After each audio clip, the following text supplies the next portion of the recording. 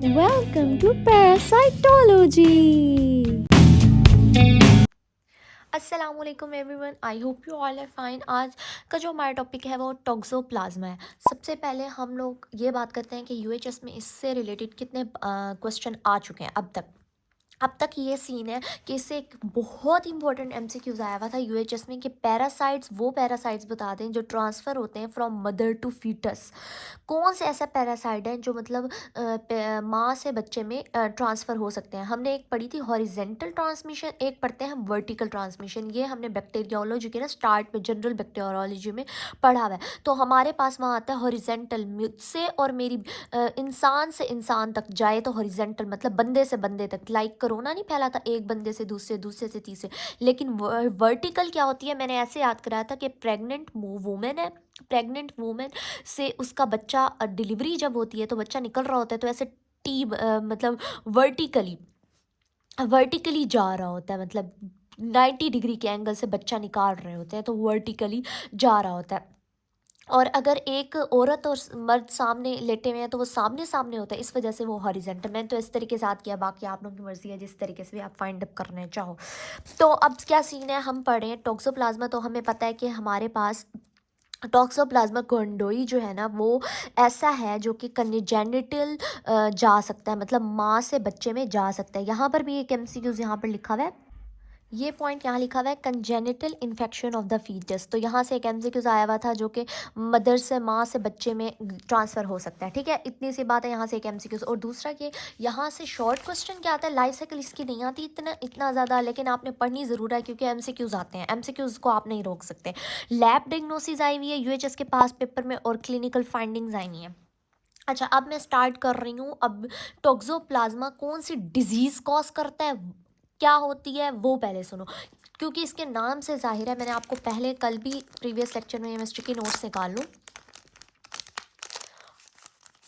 ये रहा हमारा पैरासाइट। ठीक है, हमने पैरासाइट में जो ब्लड और टिश्यू प्रोटोजोआ के पढ़े हैं वो P22 लव से पढ़ा है। जो टी से टॉक्सोप्लाज्मा है ना, सिर्फ प्लाज्मोडियम मलेरिया कॉज करता है, और जो टॉक्सोप्लाज्मा था टॉक्सोप्लाज्मोसिस कॉज करता है, ट्राइपेंसोमियासिस कॉज करता है, लिशमेनिया जो है ना वो हमारे पास क्या कॉज करता है, लिशमेनियोसिस। इसके नाम से जाहिर है।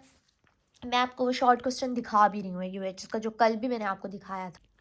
ये है वो शॉर्ट क्वेश्चन। तो आपने इनके नाम से याद रखना है कि टॉक्सोप्लाज्मा क्या, टॉक्सोप्लाज्मोसिस, साथ में कंजेनिटल टॉक्सोप्लाज्मोसिस भी कॉज करता है, दोनों कॉज करता है, मतलब एडल्ट्स में भी करता है और टॉक्सोप्लाज्मोसिस कंजेनिटल में भी करता है, फीटस में। ठीक है, इतनी सी बात है, सिंपल इज़ दैट। अब आपने क्लिनिकल फीचर्स यहाँ से भी रीड आउट कर सकते हो और अनवार से भी कर सकते हो। मैं तो अनवार से प्रेफर करूँगी ताकि इजी रहे, लेकिन यहाँ से भी हम पढ़ लेते हैं। तो हम लोग, अगर आप लोग अनवार से रीड करना चाहो तो सिंपल इज़ दैट, ये है कि सबसे पहले ना आप लोगों ने डिजीज़ बतानी है कि टॉक्सोप्लाज्मा गोंडोई से टॉक्सोप्लाज्मोसिस कॉज हो रहा है और कंजेनिटल टॉक्सोप्लाज्मोसिस कॉज हो रहा है। और अगर क्लिनिकल फीचर्स की बात की जाए ना, हमेशा याद रखना टॉक्सोप्लाज्मा से रिलेटेड एक एमसीक्यूज भी आता है कि टॉक्सोप्लाज्मा किस वायरस से सिमिलर है। मतलब हम तो पढ़े हैं पैरासाइट, ठीक है, where is my parasite, wait a minute, मैं पैरासाइट भी निकाल लूँ। हम पढ़े हैं पैरासाइटोलॉजी, ठीक है, हम पैरासाइट पढ़े हैं।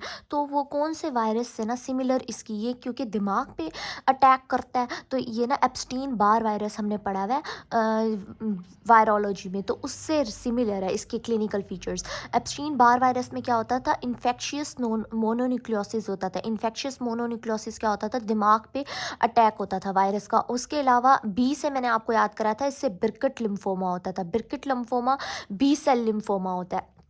वहाँ पर ये दो इंपॉर्टेंट एमसीक्यूज मैंने आपको कराया था, और एक और एमसीक्यूज वहाँ कराया था कि जो बर्किट लिम्फोमा होता है ना, ये वाहिद होता है जिसमें हेट्रोफाइल एंटीबॉडी होती है। कौन सी, हेट्रोफाइल एंटीबॉडी।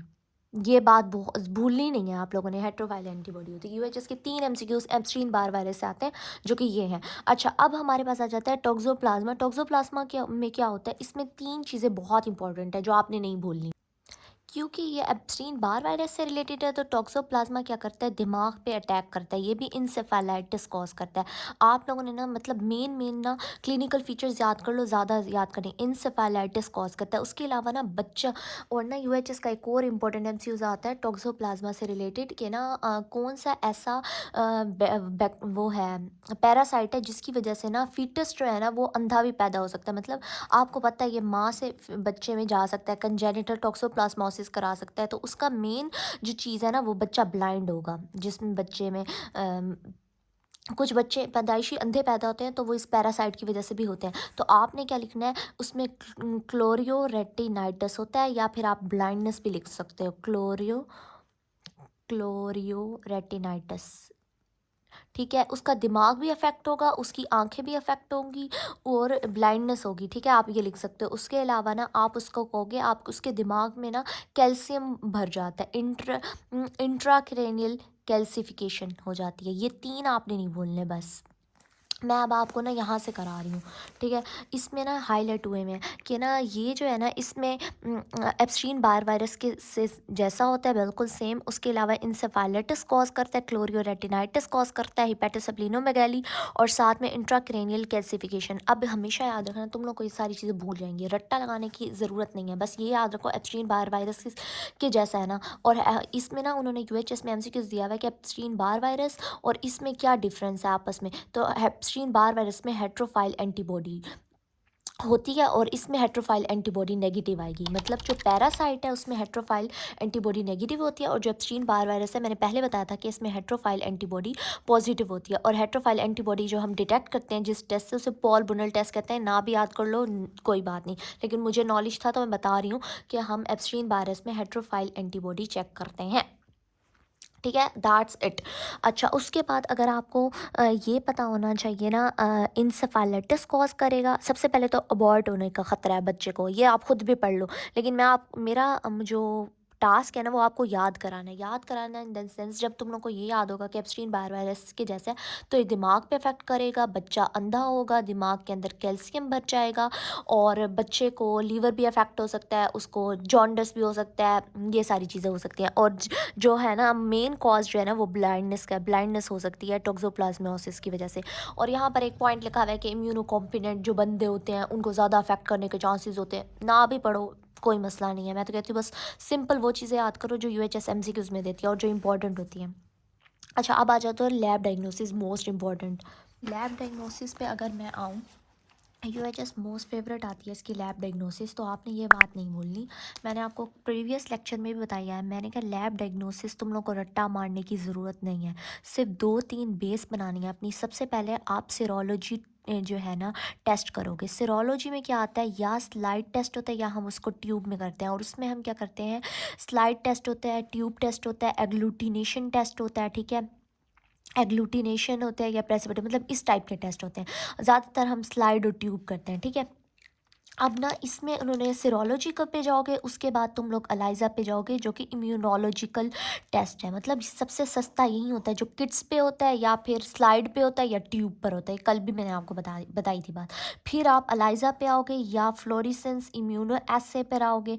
ये 2 हम लोग ना प्रेफर करते हैं। वैसे क्लाया भी होता है उसके अलावा, लेकिन इम्यूनोलॉजिकल टेस्ट में आप बाद में आओगे क्योंकि वो उससे ज़्यादा एक्सपेंसिव होते हैं। फिर उसके बाद आ जाओगे molecular test, PCR polymerase chain reaction, ये उससे भी महंगा होता है, इसको मॉलिक्यूलर टेस्ट कहते हैं। तो आपने क्या करना है, जिसकी भी लैब डायग्नोसिस बना रहे हो आपने ऐसे फॉलो करना है उसको, सीरोलॉजिकल फिर इम्यूनोलॉजिकल। और आपसे ना बड़ा पेपर चेक कर भी इम्प्रेस हो जाएगा कि इसको इतना भी पता है।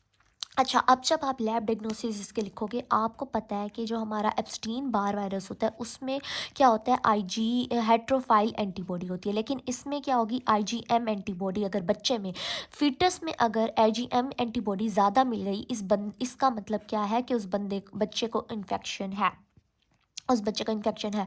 आईजीएम अगर उसको ज़्यादा मिल गई, आईजीजी भी होगी उसके अंदर बहुत ज़्यादा होगी, लेकिन आईजीजी क्योंकि आपको पता है फीटस में, आपको पता है इम्यूनोलॉजी में एक एमसीक्यूज आता है कि कौन सी वाहिद एंटीबॉडी है, और हम बचपन में एफएससी से पढ़ते आ रहे हैं कौन सी एंटीबॉडी है जो बच्चे में फीटस में ना 4 महीने तक रहती है। आईजीजी होती है जो कि माँ से बच्चे में आती है, तो वो उसकी प्रोटेक्शन करने के लिए ना 4 महीने तक रहती है। तो नॉर्मली आईजीजी तो होती रहती है लेकिन आईजीएम नहीं होती। और अगर किसी बच्चे में फीटस में मिल गई आईजीएम, इसका इसका मतलब उस बच्चे को जो है ना टॉक्सोप्लाज्मोसिस है।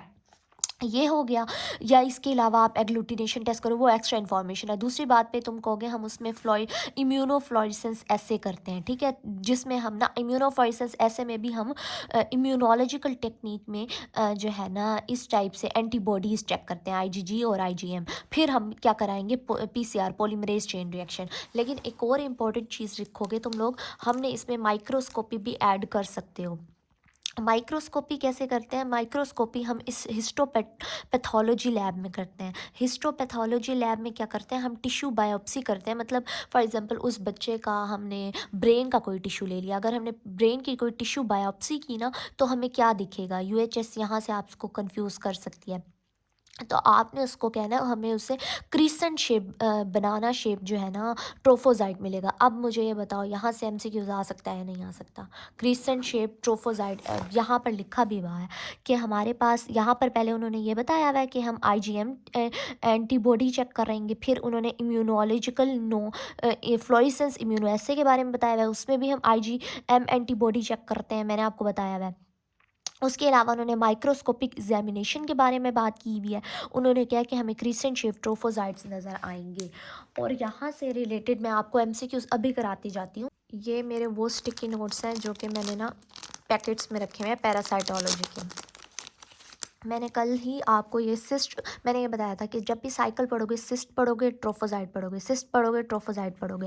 जो ट्रोफोजाइट होता है वो मोटाइल, सिस्ट होती है वो नॉन मोटाइल होती है, और इन्फेक्शियस यही होती है, ठीक है। अब आपके पास क्या होगा, यहाँ से हमारे पास एमसीक्यूज आते हैं। ये रहा ट्रोफोजाइट का, हाँ, क्योंकि हम PT2 लव पढ़ रहे हैं ना, तो प्लाज्मोडियम का जो हमारे पास फैल्सीपेरम का था ना, वो क्रीसेंट शेप बनाना था, गेमिटोसाइट। लेकिन टॉक्सोप्लाज्मा का जो ट्रोफोजाइट है वो क्रीसेंट शेप है, मतलब बनाना शेप है, याद रखना। उसका था गेमिटोसाइट क्रीसेंट शेप, ठीक है, और उसका ट्रोफोजाइट था रिंग शेप। ये बात मैंने कल भी आपको बताई थी। और हमेशा याद रखना, माइक्रोबायोलॉजी हमेशा कंपेयर करके पढ़ना, अगर कंपेयर नहीं करोगे तो भूल जाएगी। जो हमारे पास प्लाज्मोडियम था ना, उसका जो हमारे पास ट्रोफोजाइट था वो रिंग शेप था, याद रखना, ठीक है, रिंग शेप। और जो उसका गेमिटोसाइट था वो क्रिसेंट शेप था, वो भी फाल्सीपेरम का। लेकिन टॉक्सोप्लाज्मा की अगर माइक्रोस्कोपी करें तो उसका ट्रोफोजाइट हमें क्रिसेंट शेप मिलता है। Remember one thing in your mind. यहाँ तक हम डन हो गए। फिर उन्होंने एक और पॉइंट लिखा हुआ है, इनोकुलेशन इनटू माइस। ये बहुत पुराना मेथड है। क्या करते थे कि आईजीएम हम लोग उसकी जो है ना डाल देते थे माइस के अंदर, चूहे के अंदर, चेक करने के लिए लैब को। ये आप ना भी लिखो, इतना ज़रूरी नहीं है, बस लैब डायग्नोसिस लिखना मैंने आपको बता दिया कैसे लिखते हैं। अब हम आ जाते हैं लाइफ साइकिल पे, क्योंकि यहाँ से एमसीक्यूज आते हैं, हम स्किप नहीं कर सकते लाइफ साइकिल को।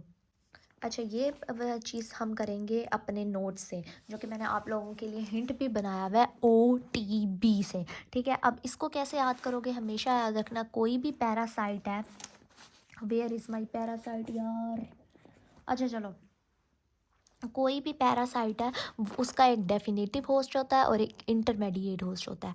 जो डेफिनेटिव होस्ट होता है उसको हम वेक्टर कहते हैं, जिसमें ना वो सेक्सुअल रिप्रोडक्शन कर रहा होता है, ठीक है, कल भी ये बात हुई थी। और जो हमारे पास प्लाज्मोडियम था, उसका डेफिनेटिव होस्ट क्या था, मच्छर थे, मॉस्कीटो थे, और वो भी फीमेल एनोफिल्स।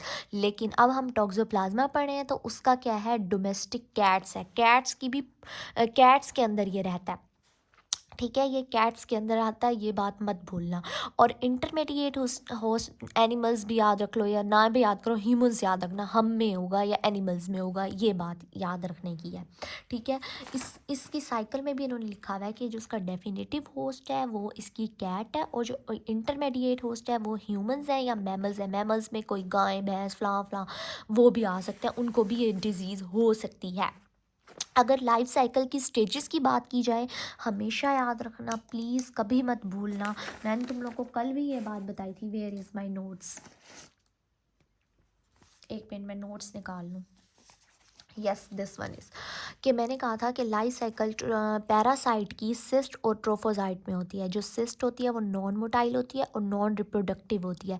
और लेकिन जब भी बीमारी किसी इसके डेफिनेटिव होस्ट से निकलेगी ना, वो सिस्ट की फॉर्म में, सिस्ट फटेगी तो वो अंदर जाएगी और बीमारी कॉज करेगी, ठीक है, ये बात भूलना नहीं है। और ट्रोफोजाइट भी मैंने आपको बताया था, उलट कर लेना तो याद हो जाएगा।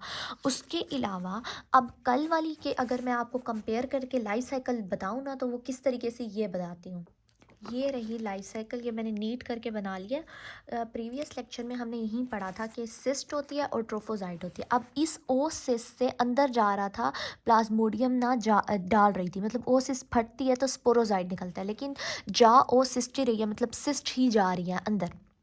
लेकिन इसकी सिस्ट का नाम है ओ से मैंने आपको आवाज़ें भी मतलब दिखाई थी, ओ टाइप, ठीक है। ओ सिस्ट अंदर जाती, और जो ट्रोफोजाइट बन रहा था वो डायग्नोस्टिक स्टेज थी। ये बात आपने नहीं भूलनी, ट्रोफोजाइट ये है, सिस्ट ये है। हमेशा लाइफ साइकिल सिस्ट पे होगी और ट्रोफोजाइट पे होगी, इतनी सी बात। और यहाँ पर मैंने आपको हिंट बताया था एस मत जियो से, एस मत जियो, ठीक है। ये हमारे पास हिंट था हमारा प्लाज्मोडियम की लाइफ साइकिल का। अब हमारे पास है टॉक्सोप्लाज्मा। टॉक्सोप्लाज्मा में भी सिस्ट होगी, ट्रोफोजाइट होगा, मगर इसकी स्टेजेस का जो नाम है ना, हम लोग ना, आपको पता है एएचएस के जो स्टूडेंट होते हैं, एमएलटी के होते हैं, एमआईटी के होते हैं, ओटीटी के होते हैं ज़्यादातर, ठीक है। हम ओटीटी पढ़ते हैं जो कि फील्ड का नाम है। और ना अब हमारे पास ओटीबी से याद कर लो, ओटीटी से ओटीबी।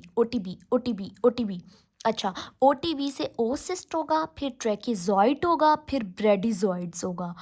ओसिस्ट, टेकिजॉइड और ब्रेडिजॉइड। अगर तुम लोग को ये नाम ना भी याद हो ना, जब तुम लोग को ये हिंट याद होगा ना, तो यूएचएस में एमसीक्यूज गलत नहीं कर पाओगे कि टॉक्सोप्लाज्मा में ओटीटी से हमने याद किया था ओटीबी, तो टेकिजॉइड्स ब्रेडिजॉइड्स उधर में ही था। अच्छा, अब पढ़ो लाइफ साइकिल। लाइफ साइकिल में तुम लोगों ने क्या करना है, तुम लोगों ने ये लिखना है कि कैट है, कैट ने फीसिस की, फीसिस में उसकी क्या है, कैट ने ना फीसिस कहीं की। अगर आपके घर भी कैट्स रहती है ना, तो थोड़ा सा ख्याल किया करो। कैट है, कैट ने फीसिस की, उसमें ओसिस्ट है, ठीक है, ओसिस्ट प्रेजेंट है।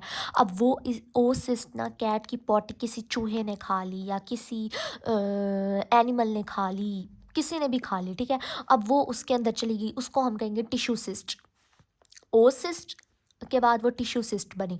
ओसिस्ट ओ से याद कर लो, ओ हमने प्लाज्मोडियम में भी ओसिस्ट पढ़ी थी, और जब वो इंसानों के अंदर गया था तो वो ओसिस्ट फटी थी और स्पोरोजाइट निकला था। लेकिन यहाँ हमने क्योंकि ओटीबी से है तो टिश्यू सिस्ट जाएगी, फिर ना इंसानों के अंदर, इंसान ने वो एनिमल खा लिया, वो गाय खा ली, वो बकरी खा ली, फॉर एग्जांपल बकरी ने उसकी पॉटी वगैरह कहीं से उसको लगी, और वो फिर ह्यूमंस ने खाई। ह्यूमंस के स्मॉल इंटेस्टाइन में मैक्रोफेज के अंदर जाके ये मल्टीप्लाई करेगी टिश्यू सिस्ट और टेकिजॉइड्स बन जाएगी, टेकिजॉइड बन जाएगी। टेकिजॉइड जो है ना हमारे अब ये क्या करती है, टेकिजॉइड्स हमारे ब्लड के थ्रू हमारे ब्रेन में जाएगी, उसको अफेक्ट करेगी, क्योंकि दिमाग पे असर करती है, इंसेफेलाइटिस करती है, ब्लाइंडनेस करती है, कैल्शियम को डिपॉजिट करती है, इंट्राक्रेनियल कैल्सिफिकेशन करती है, तो वहाँ जाके ब्रेन मसल में डिपॉजिट हो जाएगी। और ब्रेडिजॉइड्स असल में क्या है, ये ऐसी फॉर्म है जिसमें बहुत सारी सिस्ट प्रेजेंट है, ठीक है, बहुत ज़्यादा सिस्ट प्रेजेंट है। हमेशा याद रखना, तुम लोगों को अगर तुम लोगों ने लाइफ साइकिल्स याद करनी है तो हिंट से याद करोगे। दूसरी बात माइंड में रखोगे, सिस्ट है, सिस्ट ट्रांसफ़र होगी ट्रोफोजाइट में। यहाँ पर ओ सिस्ट है, ओ से टिश्यू सिस्ट में हो रही है, और वो फटे जब अंदर जाएगी स्मॉल इंटेस्टाइन में मैक्रोफेज में, वो ट्रेकिजॉइड जिसको हम ट्रैकी टैकिज़ॉइड्स जो है ना, वो इसका नाम है इसके ट्रोफोजाइट का। और वो जाके जब वो फिर दोबारा सिस्ट में कन्वर्ट होगा ना, तो सिस्ट में जब कन्वर्ट होगी तो वो ब्रेडिजॉइड्स बन जाएगी। Simple is that is the cycle of toxoplasma. इतनी आसान थी, लेकिन इससे एमसीक्यूज आ सकते हैं, स्किप नहीं कर सकते हम। अब बाकी सारा हमारा हो गया है। अब आ जाते हैं नेक्स्ट उस पर, ट्राइपेंसोमा करते हैं। यूएचएस मोस्ट फेवरेट एमसीक्यूज यहाँ से आते हैं। इस वीडियो को लाइक करो, शेयर करो, और कोई भी बात समझ ना आई तो कमेंट सेक्शन में ज़रूर पूछो।